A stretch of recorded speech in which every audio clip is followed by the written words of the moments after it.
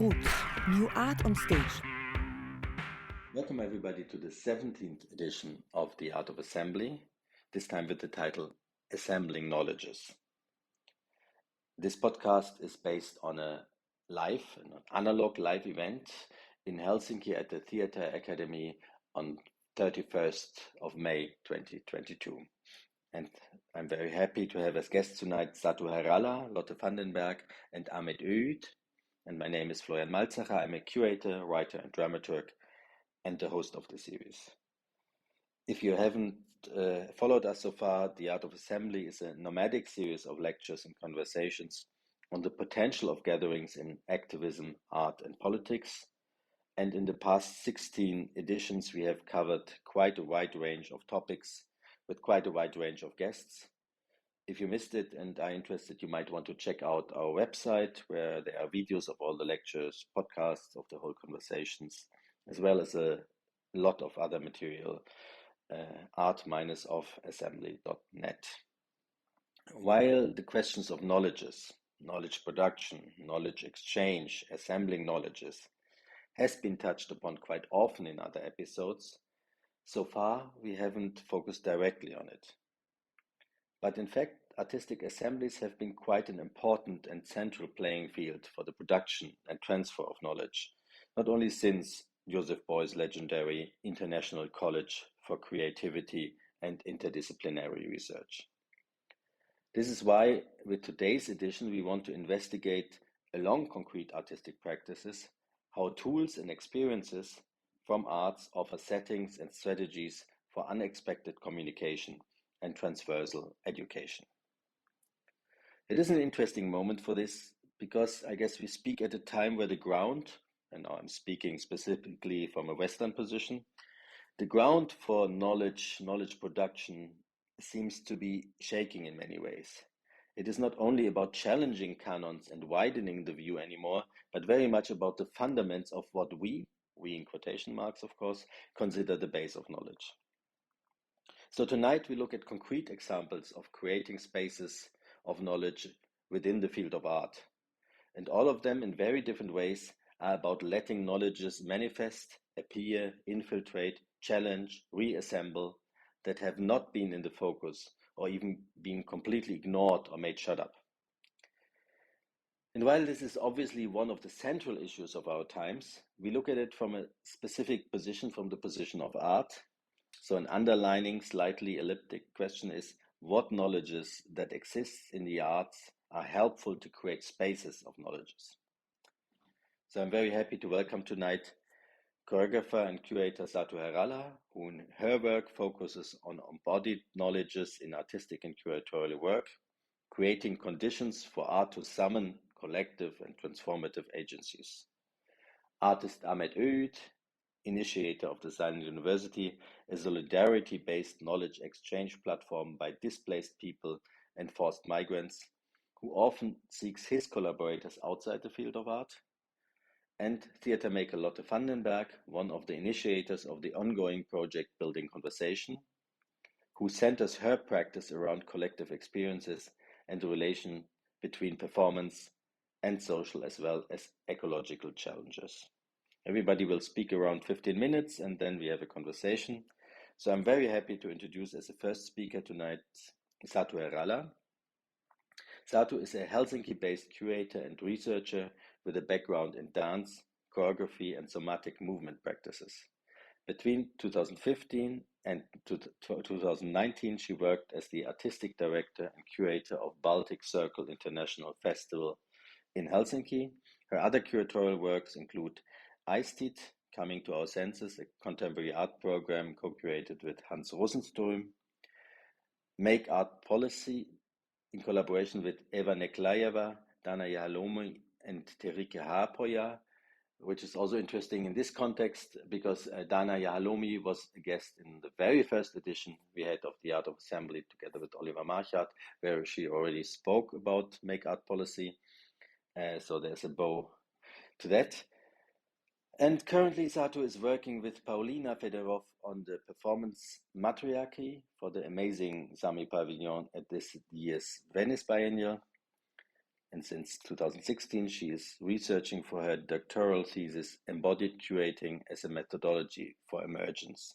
She has been a regular guest lecturer and mentor at the University of the Arts in Helsinki and Iceland Academy of the Arts, and I'm very happy you're here tonight. Satu, the floor is yours.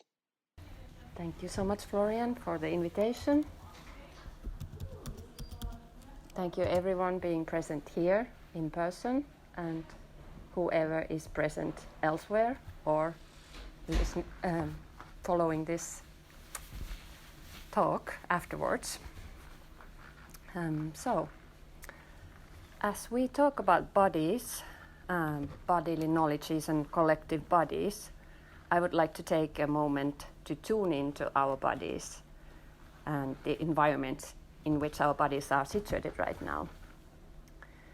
So I'm speaking from a territory that's been called Finland for the past 105 years, from the land that rose from the sea after the last ice age and is still rising. We are at the Theatre Academy in Hakaniemi district in the city of Helsinki, right next to the Baltic Sea. So I would like to invite you to please feel your feet against the ground, wherever you are. How your weight is traveling through them to the earth, or first to the structure of this building, to the floor, and then back to the earth.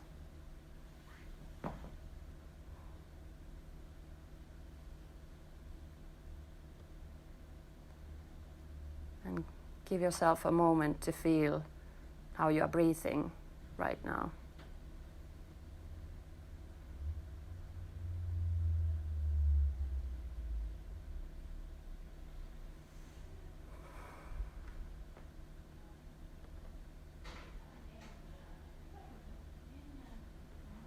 And what's the overall sense in your body at the moment?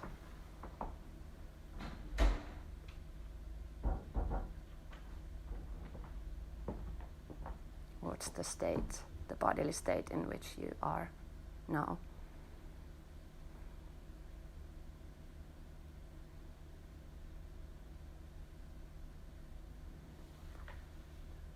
Then please take a moment to pay attention to your environment, the space in which you are in, like what's in front of you, what's behind you, what and who is around you.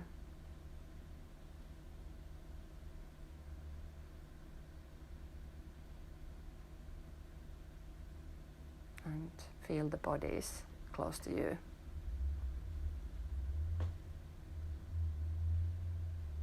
How does that make you feel?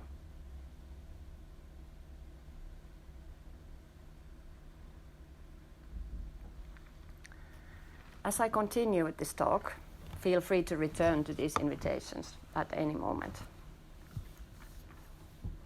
So I try to situate myself a little bit here first, as talking about a body or knowledge or bodily knowledges could mean so many different things, and we only have a few minutes.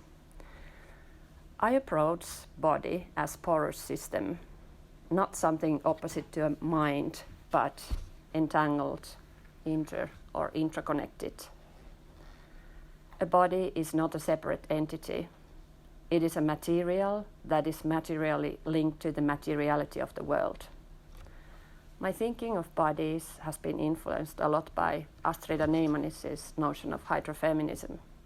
And I would like to read a quote from her text, Hydrofeminism or On Becoming a Body of Water. We are all bodies of water.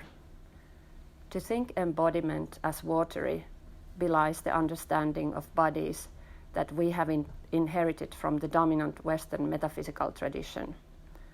As watery, we experience ourselves less as isolated entities and more as oceanic eddies. I am a singular, dynamic whirl dissolving in a complex, fluid circulation. The space between ourselves and our others is at once as distant as the primeval sea, yet also closer than our own skin. The traces of those same oceanic beginnings still cycling through us, pausing as this bodily thing we call mine. Water is between bodies, but of bodies, before us and beyond us, yet also very presently this body too. Take this falter. Our comfortable categories of thought begin to erode. Water entangles our bodies in relation of gift, debt, theft, complicity, differentiation, relation. End of quote. When talking about knowledges, I'm influenced by Rauno Kuokkanen's thinking about knowledge dominated by Western dualistic metaphysics and Eurocentrism, how my education based on white supremacy and patriarchy has influenced my thinking, acting and being, and how to unlearn what I know. I read next a few quotes from Kuokkanen's book, Responsibility, Indigenous Epistemes and the Logic of the Gift. To speak of knowledge is to consider not only ways of knowing and things known, but also what gets defined as knowledge, who does the defining, and who benefits from the defining. End of quote. And a new quote. The supremacy of white Eurocentric rationalism, patriarchy, and mainstream middle-class culture denies the existence of intellectual conventions and perceptions of the world other than those rooted in the Enlightenment. End of quote. And one more quote. The supremacy,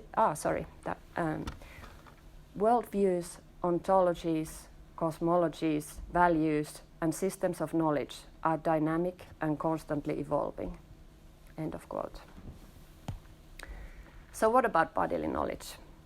I like Jaana Parviainen's definition, knowing in and through the body, and, again quote, reflective, embodied process that can turn sensors' information about the moving body into practical knowledge and self-understanding. End of quote. And bodily knowledge is, they can be linked to different knowledge systems, such as tacit knowledge, and often also plays important part in indigenous or ancestral knowledges too. In recent years, there is a lot of scientific research on the so-called gut feeling and gut brain, and how important is what happens in our gut to health, including mental health, or well-being and survival. This is because of extensive research on the enteric nervous system in the gut and how it is connected to spinal cord and the brain. Of course, the challenge is when this knowledge within the body can be trusted and when not. How much of what we call instinct or intuition is useful and helpful in life and environment one is currently living. In which kind of situations we need these knowledges. And when do we need to make decisions based on reason, bearing in mind that they are also learned and socially constructed, according to particular power relations? Obviously, acting in the world is a constant negotiation between different knowledge systems, those we carry in within our bodies and those we come into contact with, flowing in and out of each other in conscious and mostly unconscious ways. As this talk is about, this talk is titled Embodying Collective Action, I want to move towards bodies in relation to other bodies and what they can do. But before we can talk about bodies acting together, we have to talk more about white supremacy, or so-called white body supremacy, as trauma specialist and author Resmaa Menakem calls it, and the consequence of white body supremacy, that is racialized trauma. According to Resmaa Menakem, white supremacy is not just an ideology and structure, but something that lives in our bodies, so it has to be unlearned on a bodily level. In order to do that, not only individually, but collectively, he has developed a method called somatic abolitionism, which is, he defines like this: a living, embodied, anti-racist, practice, and cultural building, a way of being in the world. It is a return to the age-old wisdom of human bodies, respecting, honoring, and resonating with other human bodies. End of quote. He has written this really excellent book called My Grandmother's Hands, Racialized Trauma and the Pathway to Mending Our Hearts and Bodies. I really recommend that. It's like a book that has a lot of exercises also, and you can do it like again and again and again. He talks a lot about the importance of settling the body and the danger of unsettled bodies in the book, especially when they get together. I will read a quote from Resmaa Menakem. Few skills are more essential than the ability to settle your body. If you can settle your body, you are most likely to be calm, alert, and fully present, no matter what is going on around you. A settled body enables you to harmonize and connect with other bodies around you, while encouraging those bodies to settle as well. Gather together a large group of unsettled bodies, or assemble a group of bodies and then unsettle them, and you get a mob or a riot. But bring a large group of settled bodies together, and you have a potential movement and a potential force for tremendous good in the world. A calm, settled body is the foundation for health, for healing, for helping others, and for changing the world. End of quote. And here I would like to acknowledge that US civil rights activists, as well as Extinction Rebellion activists these days, have both rehearsed sit-ins and non-violent strategies before going to the protests. So learning this settling of the bodies together. So next I'm trying to get into talking about artistic and curatorial work, finally, and about important moments for myself in recognizing the transformative potential of embodiment and collective action. So I tell two short stories. And the first one is about a performance that I saw in 2004. I was a young dancer and I went to see a performance in Vienna at Academy Theatre. It was a performance by Mark Tompkins called Song and Dance. And for me, I think it was the first performance ever that I could categorize as queer. Queer not only in terms of identity, but also as a strategy. The first performance that I saw that could be categorized like that. I remember still so well sitting in the auditorium and having this thought in my head. I didn't know this is possible. Now I do. Something about this performance made me perceive the boundaries of the possible that I had constructed in my own mind by showing me something beyond that. This was a very powerful moment for me, and somehow I always keep going back to it as a kind of personal revolution or something like a redistribution of the sensible, like Rancia is talking about. And the other one is Make Arts Policy Summit in Helsinki in 2014 that I was referring to earlier. It was an event at Helsinki City Hall that I was involved in organizing together with Dana Jahalomi, who also has given a talk in this series, Eva Niklajeva, Terike Haapoja, and Eva Bergerud. It was a summit on arts policy and theatre performance at the same time. We invited politicians to talk about their views for art and culture pre to elections of 2015, and the public to respond to them with a card system developed by Jahalomi. They had two cards they could lift up during the speeches. One was Be Concrete, and the other one was Why. When enough of the cards was lifted up, a band began to play on top of politician that was speaking, and forced them to respond to the question. This embodied tool of lifting cards gave the public, consisting mostly of art workers, a collective agency. I felt this agency like a rising wave that we were riding together as a collective body. It was clearly an effective experience. I felt like in this collective body, I was able to act beyond my capacities as an individual body, and I wanted to understand this process. These two experiences have been key moments for my curatorial work and research on embodied curating and transformative agencies. For me, curatorial work is about making conditions for something to happen, something that maybe can be called art, but also could be called a gathering, enabling its emergence in the world and among public by attuning to and facilitating, mediating and organizing its conditions.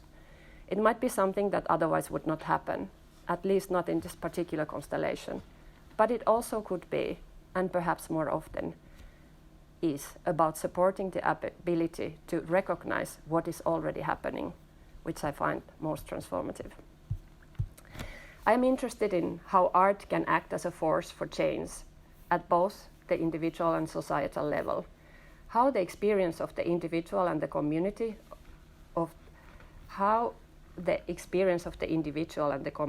of their own agency awakens and where it can lead. Art is not an island separate from societies and life worlds, but at the heart of common action.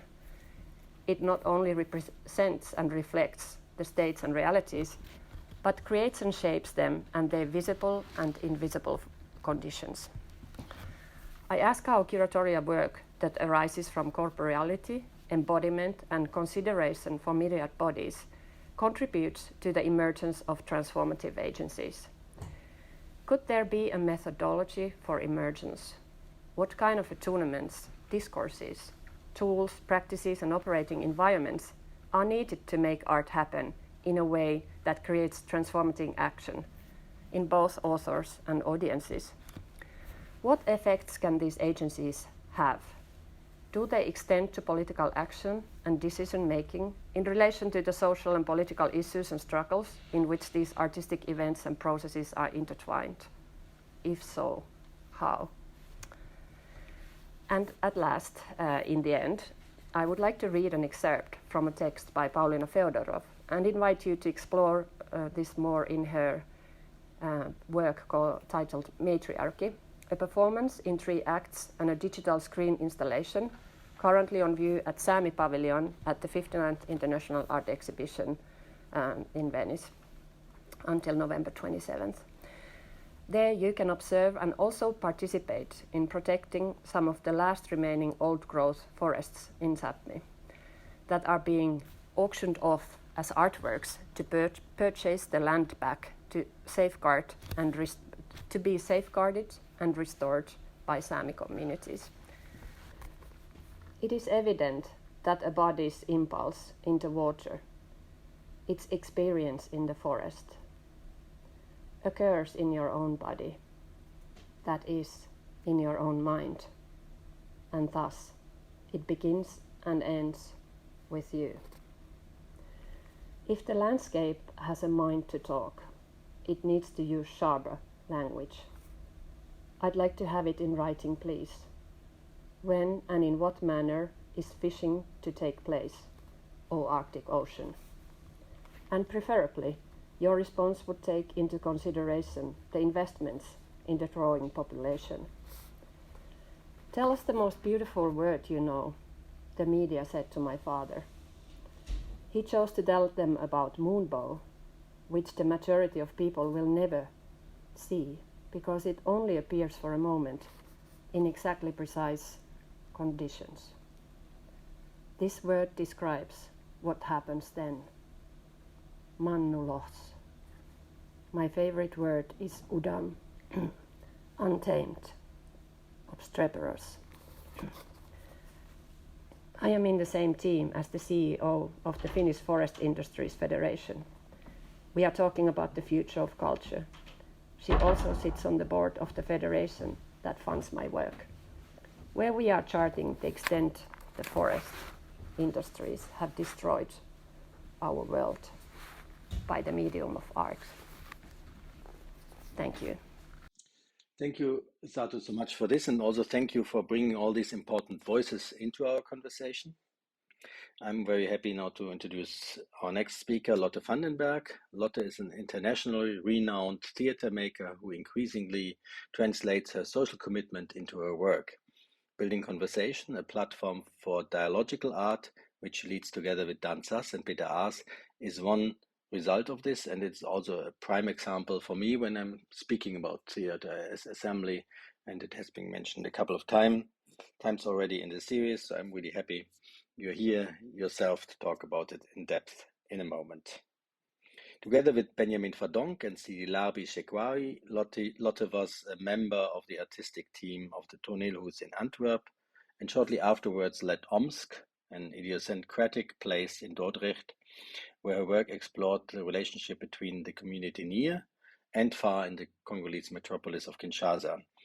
After returning from Kinshasa, her work slowly changed, and with it, the role she herself took within the creative processes she initiated.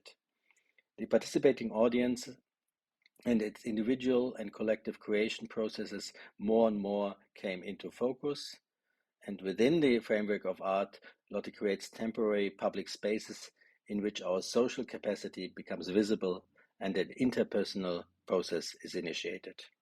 I'm very happy you are here, and the microphone is yours. Hello everybody.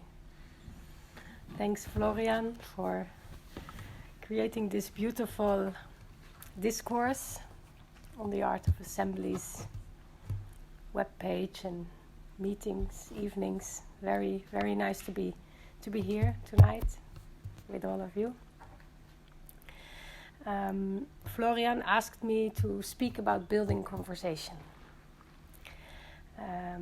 It's a long-term art project initiated 9 years ago by Daan het Sas, who is a welder and visual artist from the Netherlands, and myself.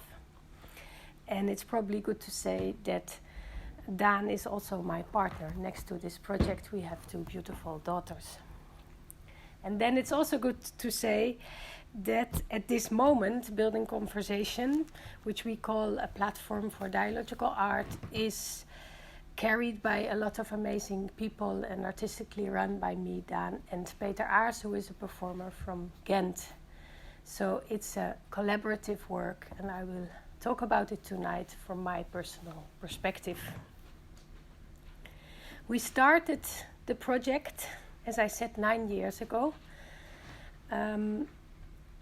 And we were fascinated by the notion of participation.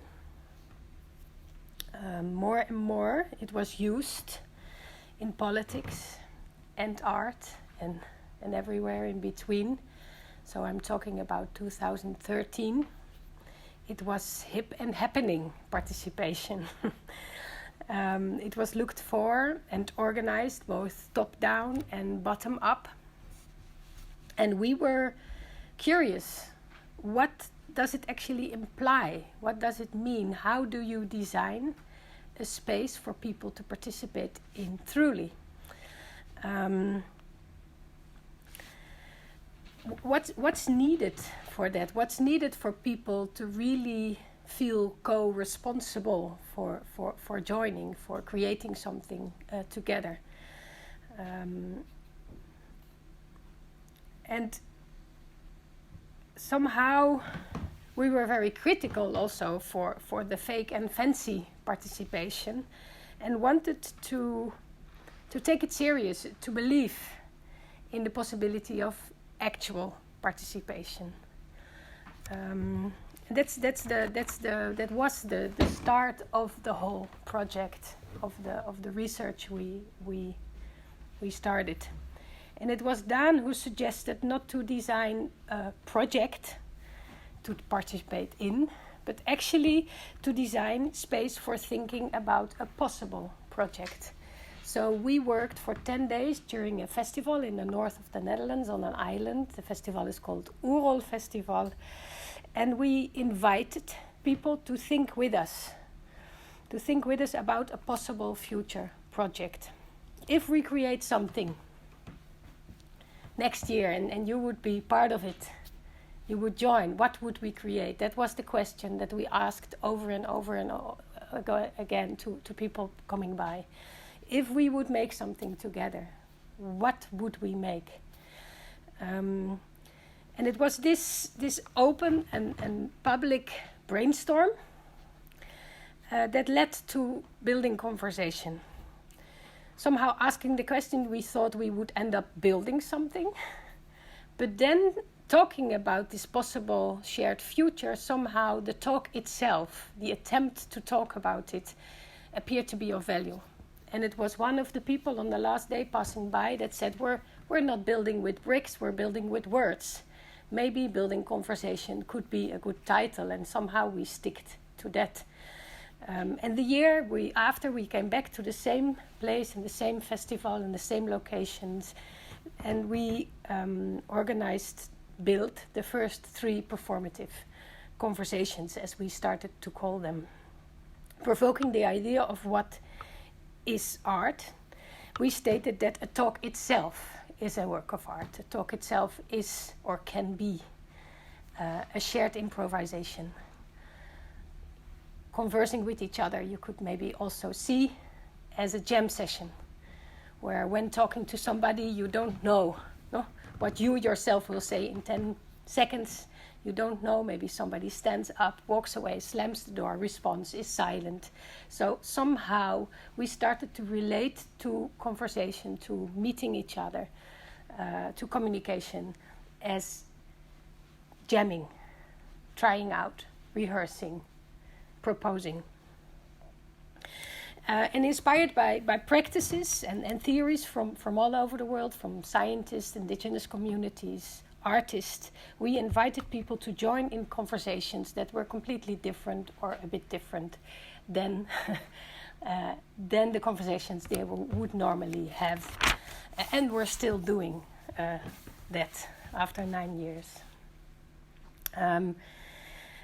We explore how we talk and could talk with each other. That's somehow the sentence that we always say when we start with a new group, telling them what we do.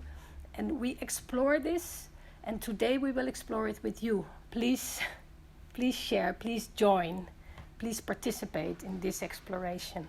That's the invitation. Conversation without words we developed, which is a conversation actually without words, as it says, giving attention to the non-verbal communication that happens. An agonistic conversation on conflict, a conversation between opponents where we invite people to deal in different ways with conflict, with being in conflict. Parliament of Things, a conversation on the agency and voices of more than human entities. And there's more. Like there now is a huge repertoire of performative conversations. And throughout the years, we conducted around 1,000 conversations all over Europe in different languages, guided by different performers, local guides, in different settings, both art and not art settings, on a lot of different actual important topics, most of the time given by the people participating. Just now we have been, just as an example, doing 80 conversations on high schools in different cities in Norway. 70 performative conversations will be held this summer in Denmark in different cities and smaller villages in collaboration with the Metropolis Festival. The main format of the work, I forgot to track time. I was here with my stopwatch, but it's still on 0, so I have a lot of time. The main format of the work is as follows. We see it as some kind of ritual, a simple ritual. We set up a meeting space outside, and preferably in public space, where people gather. We drink something. Also, people passing by who are curious can join. There is a little library, and somehow this is where we start. From there, with a small group, 15, 20, maximum 30 people, we make a short walk of a few minutes to an inside space. And once in that space, we spend quite some time on introducing the conversation we're going to have. So we tell about the inspiration sources, where we have been working with, we prepare sometimes, for example, together with the group that's there, we decide upon the topic, maybe we decide how long we're going to do it, or in what way we will relate to each other. So there's rules given, for example, we don't talk, or rules given, for example, in the Thinking Together conversation that we created, the rule is that there is no topic and no facilitation and no goal at all, that none is there, what you're normally used to. There's rules given and there's things prepared together with. Somehow, I lost my track. Yeah, somehow this needs to be important to make you feel that you're participating. There's different steps. No, it needs to be clear and transparent what are the given rules, and there also needs to be the possibility to step in yourself and to decide upon certain things together. And then there is an important moment at the end of the introduction and the preparation, in which we ask, do you join? And we really ask everybody, do you join? Do you join? Do you join? And we ask them to say yes or no.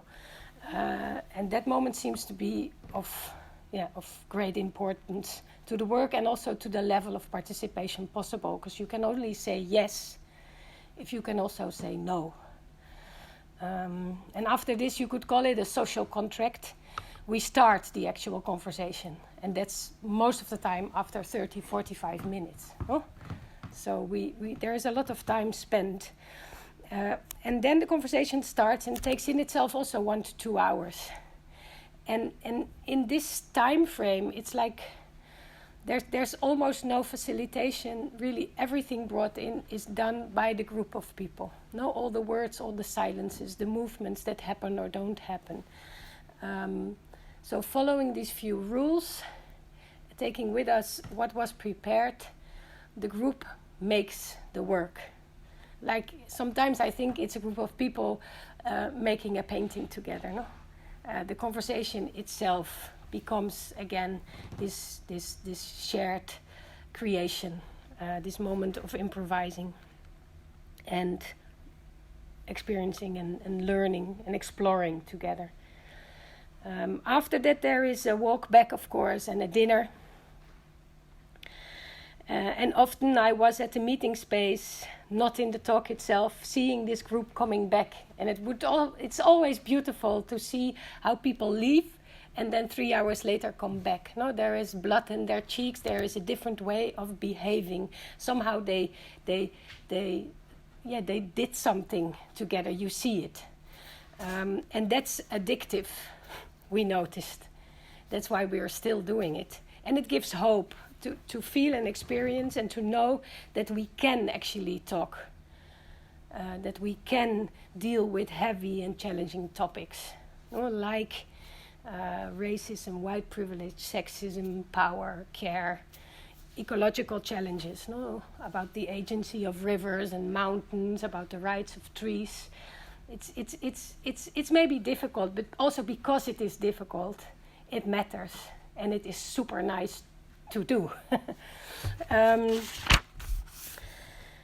When preparing this talk for tonight, I had to think of a moment in the beginning of Building Conversation when we were creating one of the first performative conversations, Thinking Together, based on the work of quantum physicist David Bohm. And all the time I had been thinking that we were doing this for the audience, that we were creating this whole project for people to be able to step in and to join in, not to become part of it. And suddenly I realized that doing this work and creating these frames and asking these questions, do you join? Do you join? Do you join? I wasn't only inviting audience to join, I was first of all inviting myself to step in and to join. And it was that moment that I realized that I myself, who used to be a director and to stand on the side, was invited to step in and to become part of these collective explorations, a group. And still that seems to be important, especially after doing this work already so many years, that you step in yourself as an artist too. So that you don't only organize the assemblies, create the conversations, but that you're there, present and exploring. And that it still is an exploration, that there is no answers, that there is no knowledge ready, that there is a constant curiosity towards the meeting itself, the people who will be there, and the new knowledge that will be created while performing it, while doing it together. And I was wondering, and maybe it's nice, maybe it's something we can talk about later. I thought maybe all art is doing participatory dialogical work,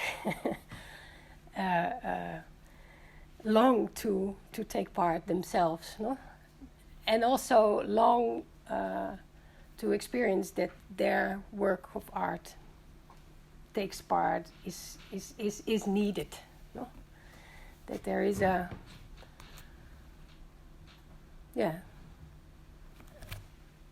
I said it already. Related to all this, and because I don't know the time, I will hurry up a bit. There's two more things I would like to talk about. One is role fluidity, and the other one is the paradoxical and schizophrenic situation of art as assembly. The role fluidity, it's coined by Mindell, who is a psychologist working on group dynamics, and it was already coined in the 80s. He talks about groups, and that in a group there are a lot of different roles, and that these roles don't belong to certain people or individuals, like the role of simple being in time, constantly shouting, like being the one who always cries, being the one who is the activist. No, all these roles, falling asleep, being hungry, laughing, all these roles, they don't belong to certain people, but they belong to the group. And it's somehow important, it's not somehow important, it is very important that these roles are exchanged dynamically. That we don't fix roles. You're always the one being late. You're always the one being aggressive. You're always the one performing. And you're always the one watching. And it is when I learned about this notion and this theory that I understood better what we were actually doing. Overlapping stage and tribune. Overlapping the role of performer and spectator. So we created, within this art field, within the theater, we created spaces where people could practice this role fluidity. Be both the one acting and the one watching.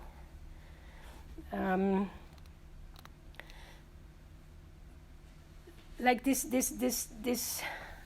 in the same time, doing and reflecting somehow seemed to be important, and that we don't fix these roles.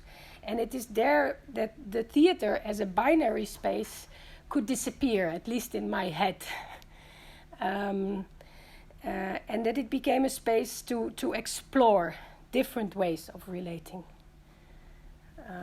And still that seems to be super important, not only in theater, to make the roles be exchanged in a dynamic way, and not to have, as we have, funny enough, here in this auditorium, the stage and the tribune, but to somehow feel that you can very quickly change from watching in performing, and that maybe it's even the same. You can do it at the same time. I think I have to skip a bit. Yes, this morning, Florian, because we're here in Helsinki at the Theatre Academy working with some super nice students actually sitting here in front of me. This morning, Florian spoke about theatre as a paradoxical machine. No? And I would even go further and call it schizophrenic machine. Being real and not real at the same time. Being inside and outside at the same time. No? Creating a frame, stepping into it. Knowing about both positions, moving between those. And I both love and hate this dance, I started to call. No? It's a dance between roles and positions. And it's beautiful, but it is also frustrating.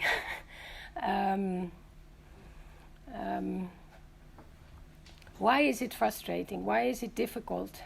Somehow there is a lot of moments that I long for clear role and clear space, that it would be nice not to step in and out of frames. But at the same time, I constantly, when we do the work, feel that that exactly this stepping in and out of frames, this creating moments of shared exploration, moments in which we can both act and reflect, do and watch at the same time.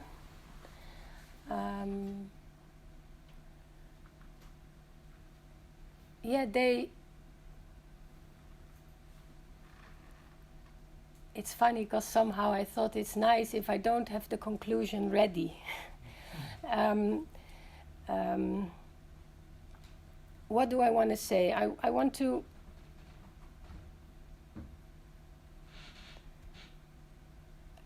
I think it comes back to this notion of participating. So, and realizing that somehow this longing for actual participation is impossible, no? Or you could even say that you're only actual participating if it's not framed as such. No? I was reading an essay of Simon Allermeers from Ghent, saying the title of the essay is "Why I Hate Participation." And he writes, people don't participate their lives, they live their lives, no? You're not. And there is this constant question in me. Why am I busy framing this and not simply doing it? And at the same time, there is this acknowledgement that we have to frame things to make them possible and happening. And it's schizophrenic and it's a bit complex, and I don't have an answer to it.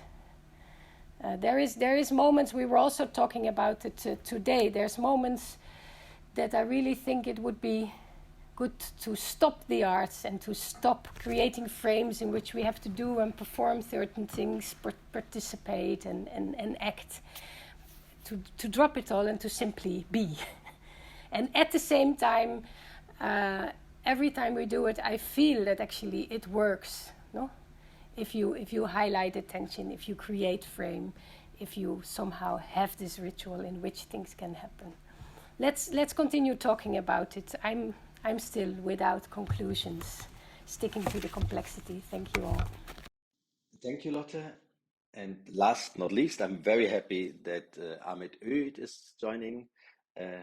Ahmet is a Kurdish artist living in Amsterdam and Berlin, working across a variety of media, including photography, video, and installation.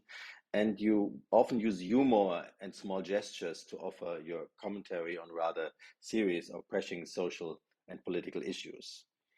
Ahmet is regularly collaborating with people from outside the art world to create shifts in the perception of common. And you have exhibited widely at many biennials and exhibitions worldwide. And for us tonight, it's especially important that you're also the initiator of the Silent University, which is ongoing since 2012, an autonomous knowledge exchange platform by refugees, asylum seekers, and migrants.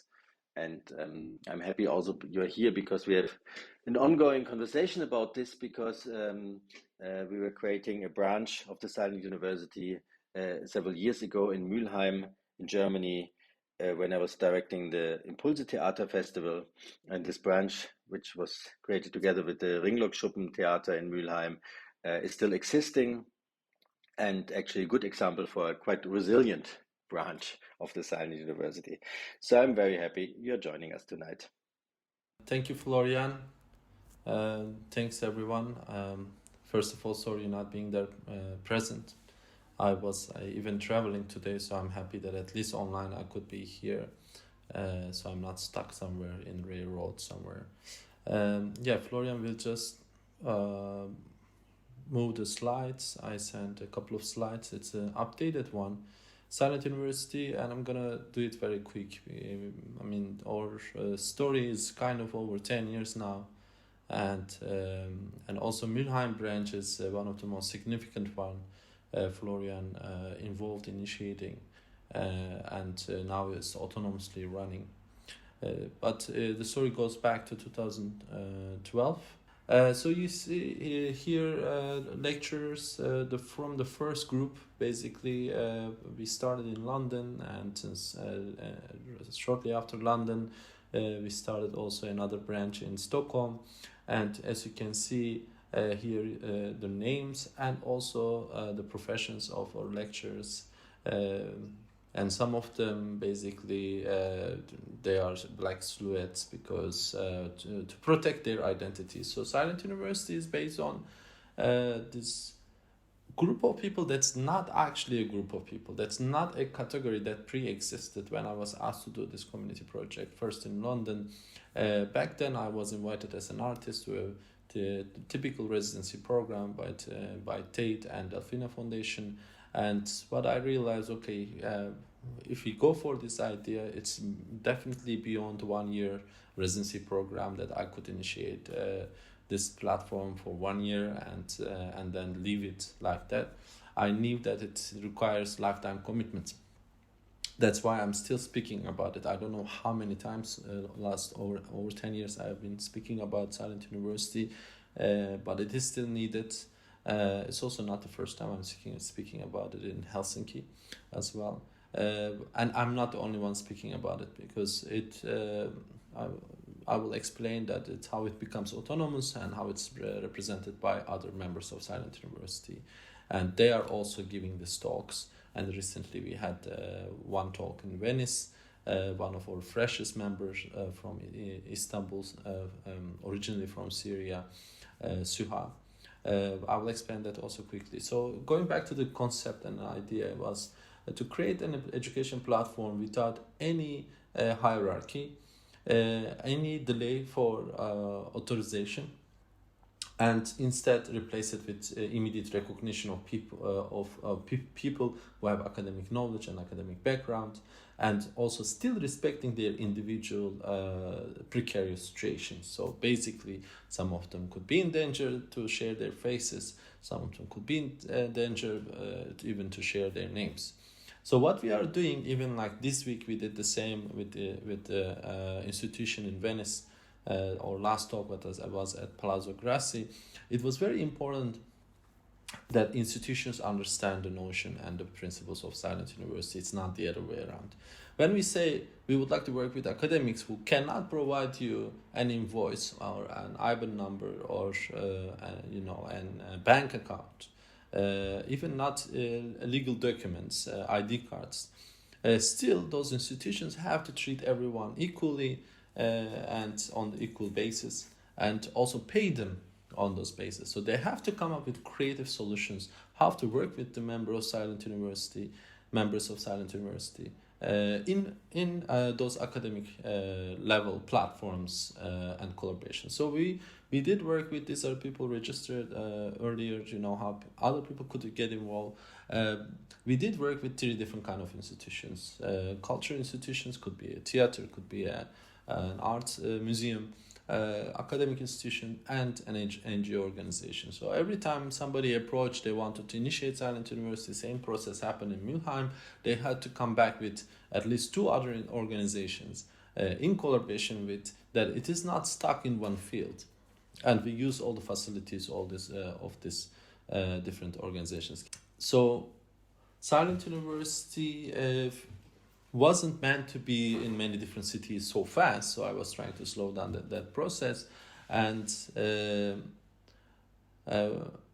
I think this just went back to the same slide. But it did, because the urgency and the need behind the idea still present. Since 2011, when we started, it was before this so-called refugee crisis was in mainstream media mentioned, and also before Brexit, we started in London. But the process of asylum seeking, humanitarian protection applicants, rather better to call them like that. So we start also not using the words refugee or typical terminologies. Before everything else became even mainstream issue, we were seeing, what we saw, I always say we, by the way, what we saw, the urgency behind this whole process, it was getting worse and worse. So people's waiting processes, this authorization process and getting even a visa and all this stuff, it just becomes a nightmare, and it becomes like sometimes over 20 years of waiting for one phone call, and not being able to go back to the country, but not being able to settle in the new country. So we use all these languages, original native languages. So we try to make sure it is the best setup for the lecturers who come from these vulnerable communities. But the language they prefer, the setup they prefer, also the way they want to be represented, they self-represent, self-empower themselves with the all sensitivity, sometimes even keeping the anonymity while presenting a lecture.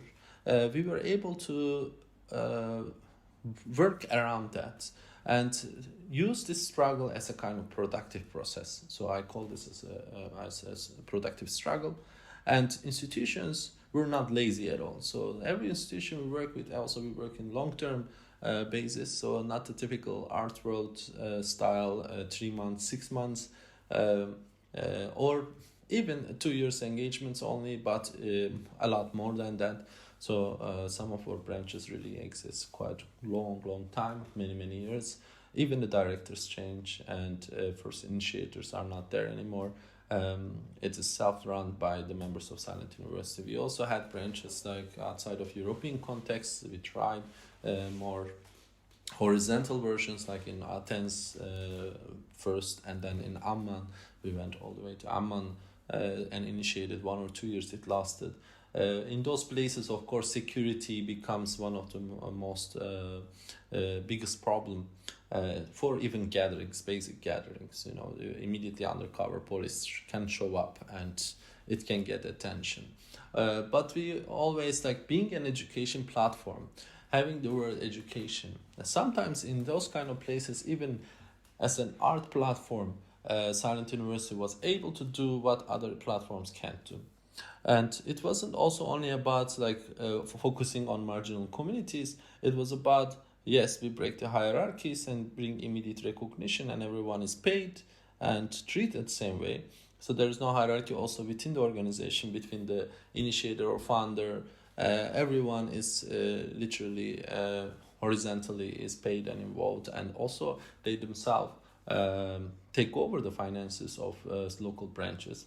Here is an example of lecture who we couldn't even share name, initials of name, and the face, of course. There was a historian who had to escape Mosul and from ISIS, and actually didn't arrive to Amman and didn't left the house for 6 months because of the trauma.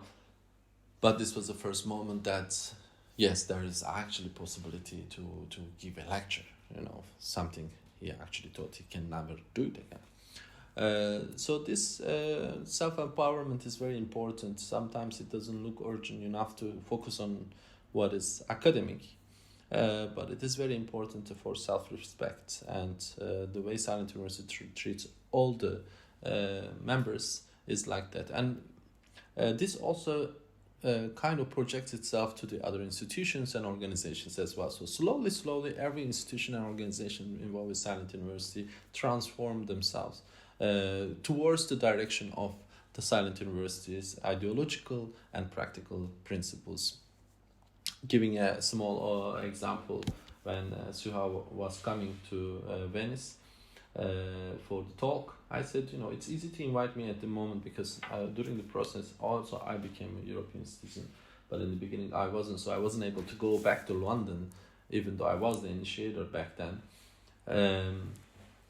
Now I could travel to give a talk, it's easy, but it wasn't easy for Suha, who had never been in Europe and had temporary permits in Turkey with Syrian passport, so this is kind of an impossible case. But we were able to get first time visa to Europe with Syrian passport for our member of Silent, fresh new member of Silent University. And this was very important that the institution had to work over 3-4 months to get this visa for probably, like half an hour talk she was gonna give. And also like the tax issues and everything, they had to add it on top instead of cutting from her. There's no way, actually she doesn't even have like properly active account yet, and we figured a solution for that as well. But these little things I always remind, like I was like, it sounds a bit scary in the beginning. Oh, how am I gonna get paid even, or how am I gonna even travel, or are they gonna trust me to return? Through Silent University, we were able to and capable of achieving those things internally for every individual involved. But also, if you look at the greater picture, Silent University initiative, wherever it's happening, like in Mülheim, start influencing other organizations. So in Mülheim, a lot of theaters started operating in more than one languages, actually up to 3 languages. They also start having Arabic as one of the main language for other plays, and so these are influences of Silent University, like side effects, this parasitic organization giving side effects to the institutions instead of just claiming a marginal small-scale organizations. It collaborates with other institutions in order to parasitically transform them. So this is the format so far, and like here Fahima, who took over the Silent University branch in Tensta in Stockholm, meeting people twice, or the other members you can see from Mülheim, Justin and Bridget and Omar and so on, Nicholas, who also became, first they were members and they became coordinators, and not only they become coordinators, they take over, they also bring in new people, newcomers who are feeling insecure, who feel more at home, who get sometimes from not only academic platform to express themselves, but also legal advice and language learning and all the other activities and all the other collaborations in a very professional scale. In Mülheim, all the events are actually translated into multiple languages. In every gathering is happening in multiple languages always. These are things even big organizations can't manage. Big universities can't manage. We keep the scale small, but we keep the format more, in that case, radical.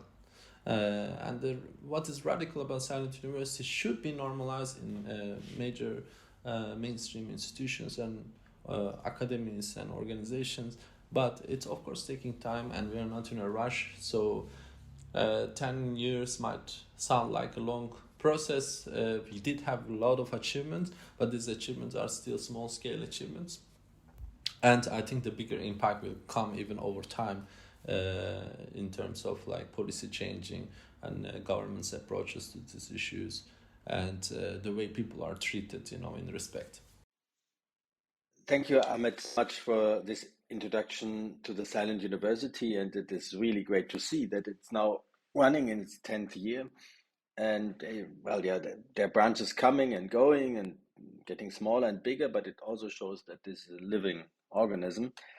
One thing I would maybe go a bit deeper into, and you touched upon it, the Silent University is not only a project that is initiated by an artist, but it's happening in cooperation with art institutions. And these art institutions are actually quite challenged by this. So in this regard, one could also understand it as a work of institutional critique, because the institution has to learn how to deal with this proposal. It has to alter and even ignore some of its own rules, and institutions tend to think in certain formats and certain durations. And I clearly remember in our very first conversation when we met, because we wanted to initiate a branch of the Silent University in Mülheim-Ruhr, and you basically said, yeah, but if you cannot guarantee me that it will be done for at least 5 years, we don't even need to talk. And well, my contract was on a year-to-year basis, so in a way it was an impossible demand. But for example, it made clear that we need to involve another, more steady partner, in this case the theater Ringlockschuppen in Mülheim. And well, we succeeded. The Silent University in Mülheim-Ruhr exists now for exactly 7 years. But in many ways, it demands from an institution to be very flexible with their own rules and routines, which is maybe easier for also small institutions like the Impulse Festival and the Ringlockschuppen are. But it demands also things like, as you said, to pay fees for people that cannot really receive fees. So I think this aspect of the Silent University is actually quite important. Yeah, I mean, we still believe in that. That's why some of the Silent University branches are still there, because that transformation, first structure always, like I as the story you tell, that was the condition. I was first saying 2 years, 3 years, maybe. And then I started saying like it has to be 5 years at least commitment by the institution, which is kind of like a surprise for a lot of institutions. But even if there is 5 years commitment, we are talking about 10 years process. As you said, the director has often a limited contract, or the curator, assistant curator, or coordinator institution hires won't be there after a couple of years. I also designed the concept around the idea that it shouldn't be dependent so much on me either. So it's the same, that it only exists because there is a need and people really claim it as their own thing. And this is more than, like this is also how we should kind of run the institutions. So institutions are there for the ones like to take over. So whenever we run the institutions, we need to prepare for the future, someone who will come and take over. Whoever takes over, more credibility somehow. It's not like somebody is just appointed. It's like somebody who actually have the merit and experience with the organization. So in Silent University, there are all these people who can talk about Silent University because they have enough experience. Like Florian can do a Silent University presentation because you have so many years of Silent University experience as well. You could do this talk instead of me, or any of the long-term members of Silent University from Mülheim, as they are doing also. So it's very important that this experience is multiplied and done in time. It's not based on an appointment and a contract. It's based on the trust, and it's based on engagement. It's based on really like this. People believe in it. If people didn't believe in it, it wouldn't be up to me to have something like this run so long. I'm still believing in it. That's why I'm still giving talks about it, because I see these achievements are happening. So I'm not. Otherwise, it will be me faking it and pretending it is kind of happening. But I see that these small achievements are still there, and it can be used as a productive tool in such a long run, and really transform those institutions. And I saw with my eyes, not only transform the people who involve their lives, but they got maybe permits, even citizenships through involving this education platform. We don't need to target 3,000, 4,000 people as a group. The problem with refugee crowds, so-called people, as Suha was saying in her talk, people don't see as individuals. They are always pictured by the media as a big group of people from distance. There is no face, actually. It's like just from distance, these people. And of course, it's hard to present them as individual if they are in danger or their family is in danger. This is what we figured out in Silent University. We can still present them and honor everyone individually, still not while putting them in danger. And then when the time comes, they can actually share their faces and their names and go in front of the audience without any filter. Satu, for the practices you propose, for the way knowledges are being created, how knowledges should be rooted in bodies, but also how knowledges should be aware of other practices of voices and traditions that haven't been in the focus. What does that mean for institutions? What demands does that pose? Also, because you know it from both sides, being an artist working with institutions, but also having been the director of an art institution. Yes, I think it helps to have been on both sides, like to be working in an institution and having been an artist also myself. I think I learned a lot of lessons from being an artist and having difficult times with institutions. And then I used those when I was working in an institution myself at Baltic Circle Festival. During the 5 years I was there, I really felt like I learned most from the artists also, or like kept learning from artists. But then I think when I think one thing that was most important for me to learn is that, especially when thinking about embodiment and bodily knowledges and bodies in general, like that bodies need time, and there's there's always like rush. There's always this feeling that there's no time, and so most of the institutions, they run on this kind of like particular intensity that is like very unfriendly, I think, for most bodies, I would say. Yeah, but I'm really inspired, Ahmet, by these creative strategies that you were talking about, and that insisting them, saying like, we need this, or you need to commit to 5 years. We need this. You have to find a way to pay everyone, even if they don't have a bank account. And I think Silent University is a proof that if there is a will, there is a way. Like if people really, institutions are made out of people, and it's possible to change them when different choices are being made. Of course, it's a difficult negotiation with, I don't know, funders, or with the different expectations being in between all these different expectations. But it's possible. I want to believe it's possible, and I think what you just presented is a proof of that. Lotte, you have also been director of institutions, and you have collaborated with many institutions, in a way also building conversation as an institution. Do you want to have an impact on the institutions you collaborate with, or do you just do your thing and use them as a vessel? To be honest, probably both. But yes, like you say, also the work we do needs time. So there is this wish of institutions, of programmers, of people to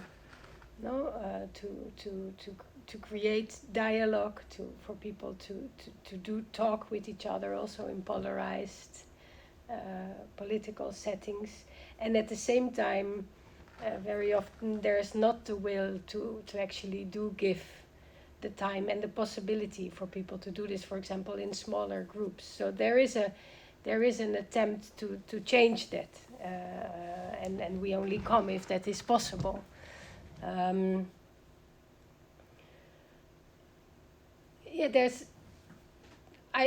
also very much interested in what you bring up, Ahmet, sorry, and how you repeated it, that it is also a challenge to the artist itself, or to the art market, no?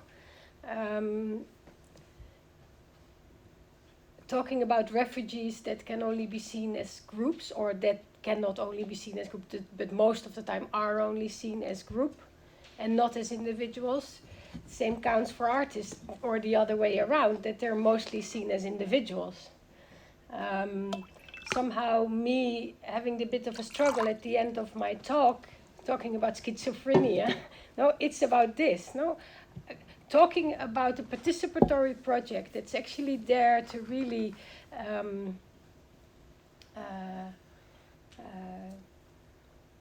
somehow create space for group, for collectives, for people to make something together. And that me as an individual artist, I'm talking about it, for me that is a struggle. And I'm both challenging myself and the artwork, the art market there. Like, can we look also that Ahmet still is here to speak about it. You repeated it for a few times. You want to do that because you believe in the project. That's also why I'm here, but I also don't want to be here. No, I actually don't want to be the one to talk about this project. And there's also in me a certain feeling that also after all these years, I think I need to disappear as a solist artist from this project. So that's why I understand very well how the Silent University now is growing further. I need to disappear in order for the project to really become strong. And there is this is schizophrenic. That it is really built on an aim to take part, to be there together, to make it together. And at the same time, within the fields and the institutions we work, the solist individual artist names are needed. And that needs to change. And that's where I do not only confront like the theaters, but our programmers, but also really foundations, like why do you give the money? Do you give the money because my name is there? Even if you write applications where my name is not in and only building conversation is there, they say, but we give it because we know you're there. So there is really this is a struggle. Yeah, this sounds very familiar from the work with Silent University. Where I remember when we started it, that Ahmet, you always said like, oh, don't put my name there, or let's put it down. And I said, but like, that's how I got the money. Because we also had to apply, and we applied for art funds. So I needed a well-known artist who exhibited there and there to get the money to do the Silent University anyway. I mean, now it changed a bit. I mean, this branch became more independent, also financially. So it's very precarious. But in the beginning, it wouldn't have been possible without saying Ahmet Öğüt, Ahmet Öğüt, Ahmet Öğüt. So this dilemma, I think, is quite interesting in this. But maybe a step further or related to that, and Ahmet, you had in the talk now, you skipped it, but I saw it was on the slide before, a quote that from Chantal Mouffe in the book about the Silent University, where she says, I have a problem with seeing the Silent University as an art project. I'm very positive about it, but is it an art project? I don't think so. Of course, you can say it is an initiative in which artists are implied. It is a project that was designed by an artist, yes, but that does not make it an art project. So by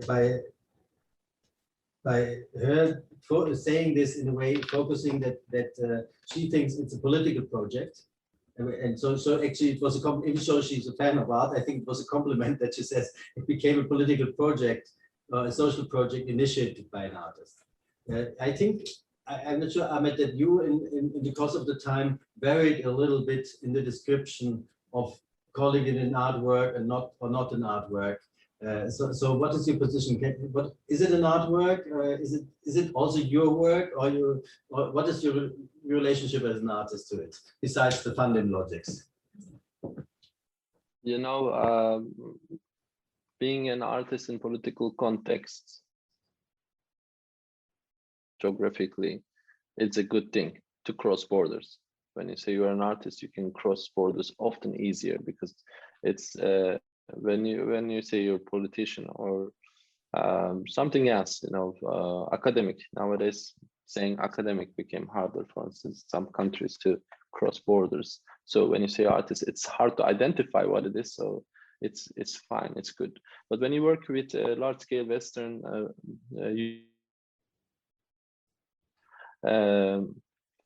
and working with this kind of commitment, the moment you say art, it's less serious.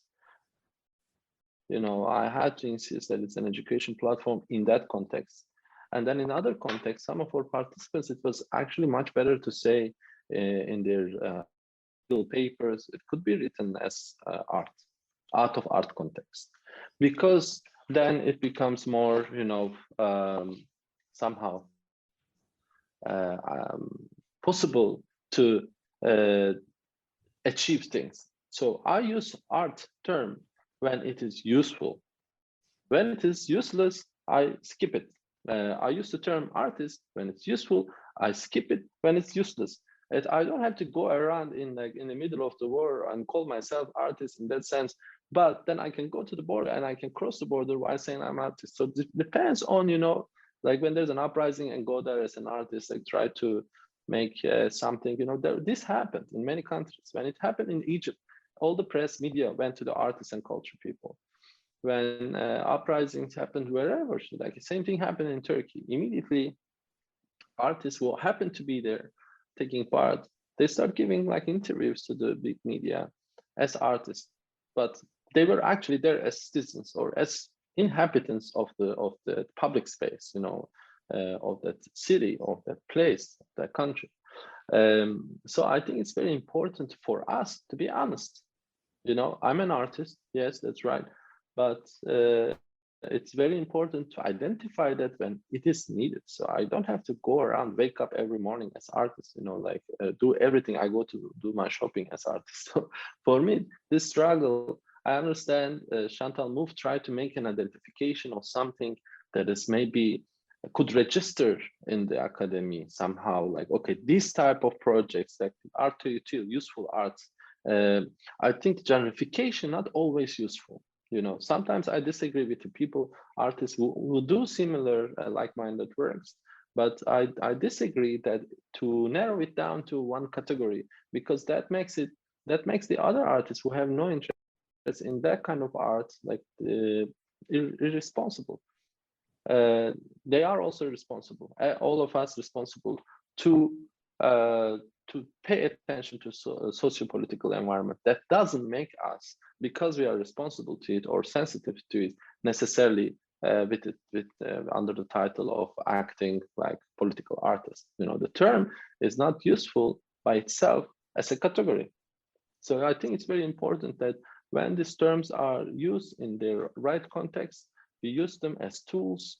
And partly what Chantal Mouffe says, that yes, we use art to create an education, radical education platform. So this is very important. So I don't also see that as schizophrenic in that sense, because I'm not unconscious. I am consciously, also intuitively taking those decisions. Now, when I start teaching a lot, I start, okay, let's put the teaching part a little bit aside, because then it becomes a useful thing, useless thing for myself, but useful thing for the commercial side of the art world. Okay, this artist did a lot of socially engaged works and now doing a lot of teaching, so we can skip this artist. So sometimes it's good to go back to the terminology, go back to the term artist. So these days I'm using more of the term artist again, not for Silent University. It's not listed as one of my art projects, and it won't be listed as one of my art projects. And this was a conscious decision. It's very important within my artistic practice. I was never going to name it as my project. It's very important that I became the guest now, and I decided that already from the first year. That's why we had those conversations already early years. But we put my name in application documents when it's not public, if it's useful for the grant application, yes, but it was just to put everywhere publicly my name at that moment. Otherwise, the Mülheim, for instance, branch would have become Mülheim branch. A lot of people don't even know I am involved nowadays. So this is a great achievement, I think, for the project as well, that it has its own identity, it's self-run, and they write me, they as the initiator, last time I went there like that, and I write the invoice to them, not they write the invoice to me. So it's very important this transformation happens. I like also that, I guess, with a lot of these kind of initiatives or institutions, in a way, that this fluidity and pragmatism of where to connect and how to change in certain places, and how to name it, how to label it, how to name it differently, is, I think, kind of symptomatic and quite interesting in this.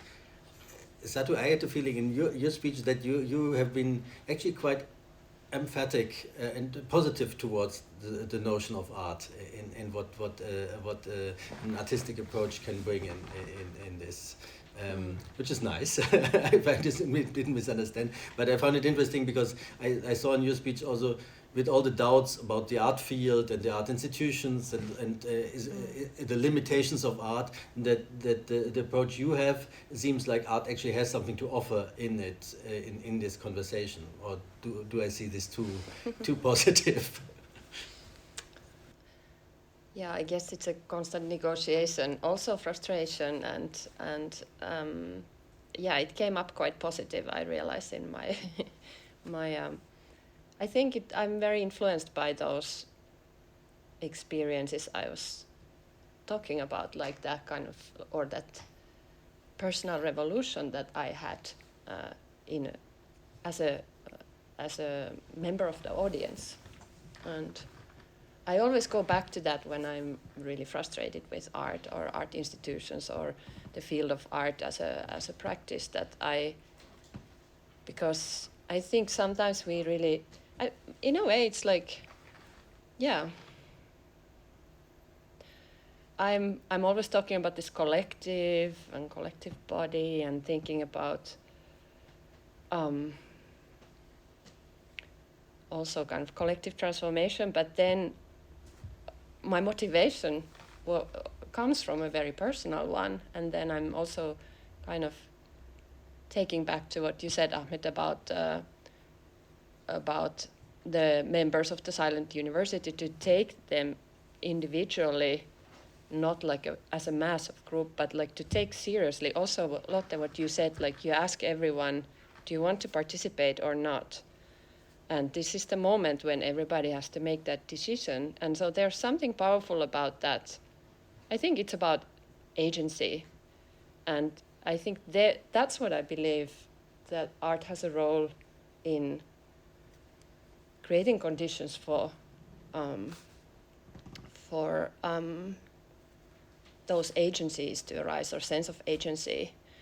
And I think it's also a lot of what you were talking about, this changing the roles, this possibility to like step back and like try it again or shift something, these moments of like, because I think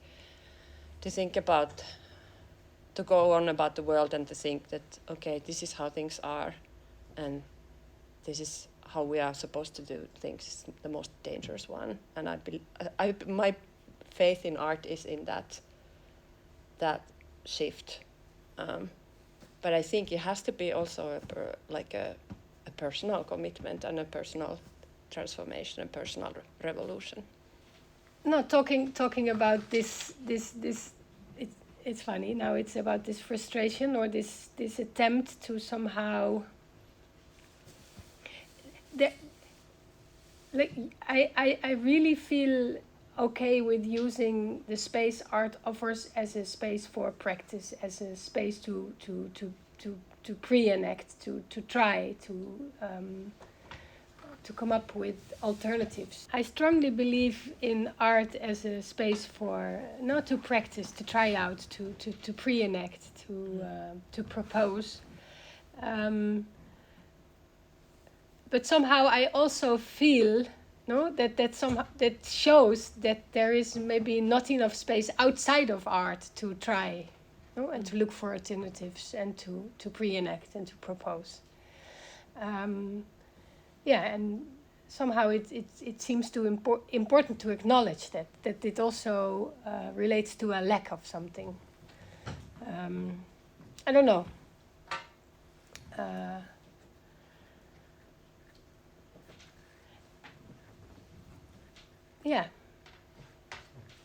There's, I said it already, there's a bit of a love and hate relationship to the fact that, to the power of framing a meeting, ritualizing it, calling it art, and to highlight whatever's happening there, to create stage together, because we can spell, we can give attention. We can raise attention, and I really love that as a mechanism, as a tool, as a thing to do together.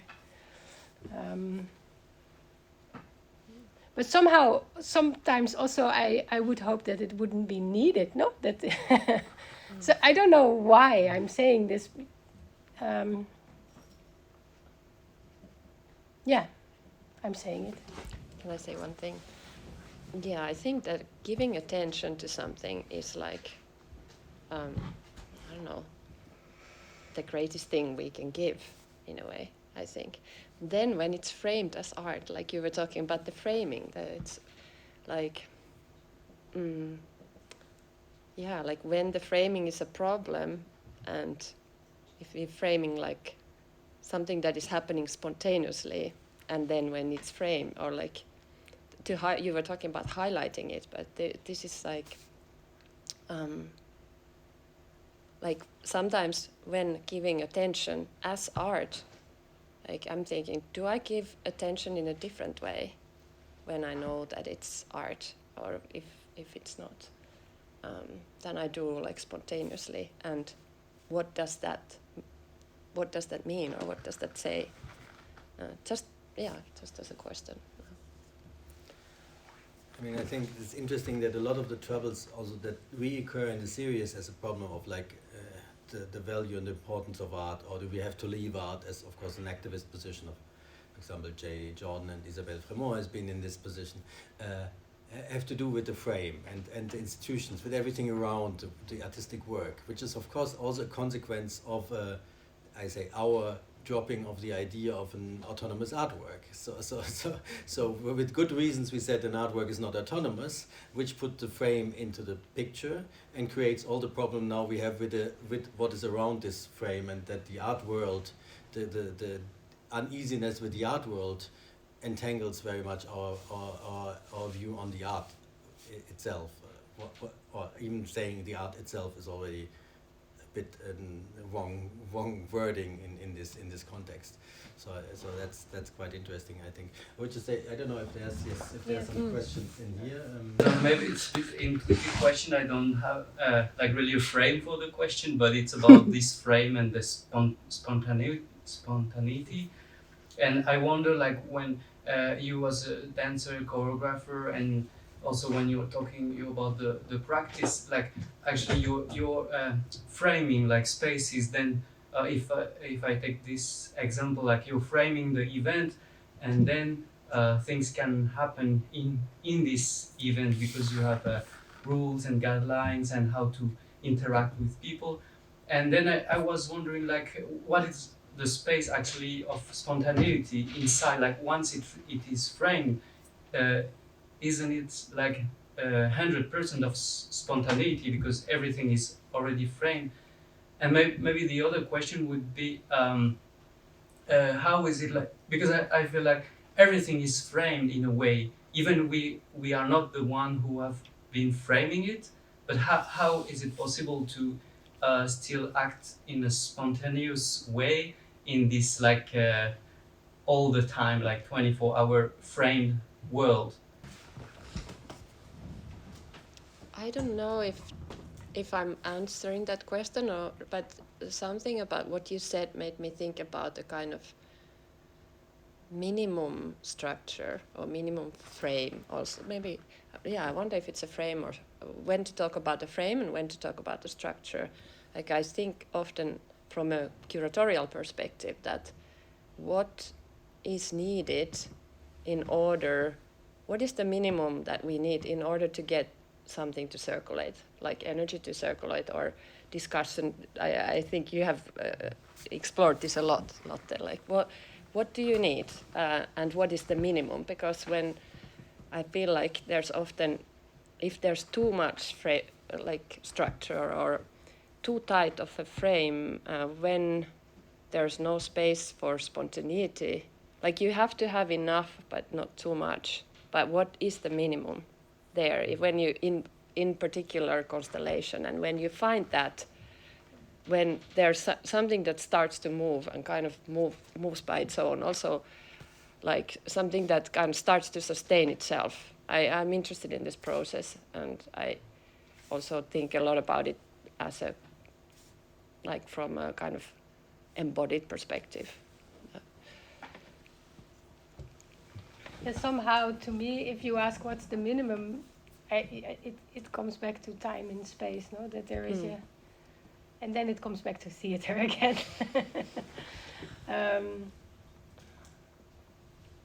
You can also frame in different ways, but for me, time and space are important. That we know where we are in time and space. You don't need much. You can do with almost nothing. Yeah. And you need more than the frame alone. Like you need the commitment, no, to stay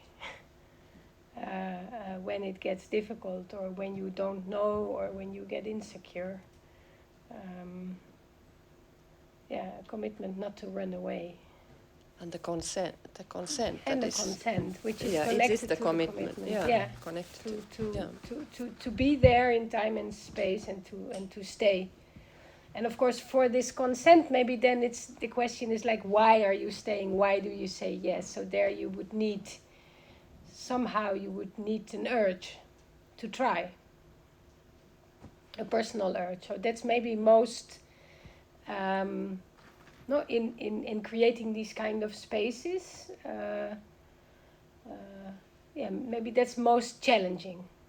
To give something so a lot of different people are willing to give to say yes. I don't know what will happen, but I will try, and I will stay. So that's not the frame, actually. That's more the why.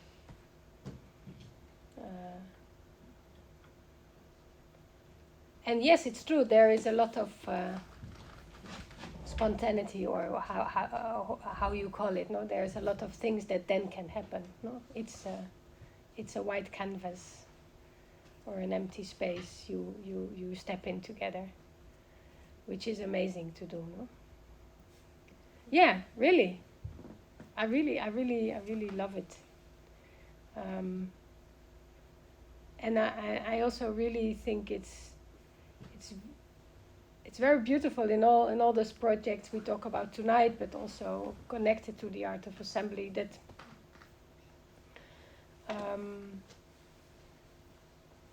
the practice itself, the rehearsal itself, is shared with people who are not even audience anymore. No, that we somehow created these spaces to not only share it amongst the professional theater makers or whatever. This was for me is an important moment, rehearsing, and then suddenly I understood. But actually, the rehearsal is the most interesting process.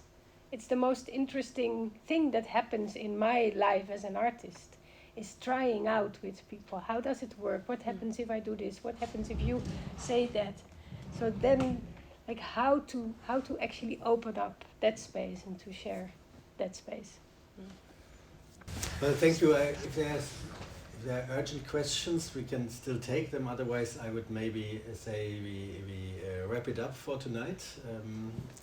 Thank you so much. Well, Ahmet in absence, and Satu and Lotte, thanks so much for joining. Thank you for being here, and everybody out there in the world.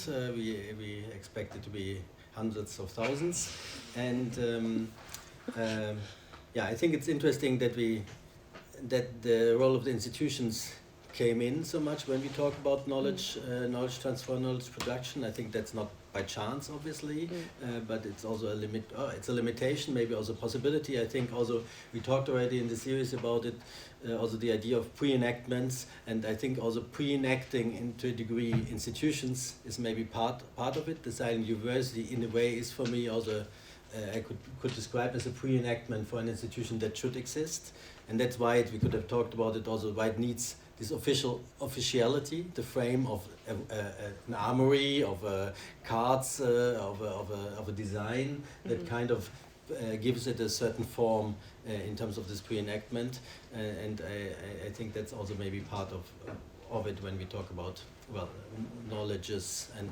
the transfer and production of knowledges. Something to be continued. Thanks so much. Thank you, and goodbye.